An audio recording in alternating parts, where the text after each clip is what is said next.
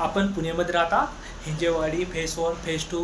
Okay, हिंजेवाडीमध्ये phase 1मध्ये साखरे बस्तीमध्ये आपली मेडिवन डायग्नोस्टिक पॅथॉलॉजी लॅब आलेली. ओके, तिथं ऑल ब्लड टेस्टमध्ये 30% डिस्काउंट आहे.